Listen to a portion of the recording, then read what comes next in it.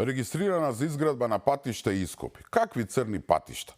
Значи, омилената фирма на минатата власт, компанијата Марковски, која во период од само 2 години заработила преку државата над 200 милиони евра, сега е осомничена дека тендерите кои ги добивала, како што и знаевме, биле местени.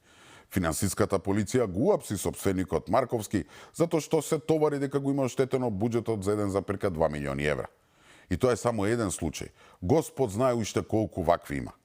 Луѓе истава Марковски компани за 5 години имала склучено 77 договори во вредност од 151 милион евра, од кои дури 66 биле склучени со АД Електрани, и тоа во вредност од 141 милион, односно 93% од вкупната вредност на сите тендери.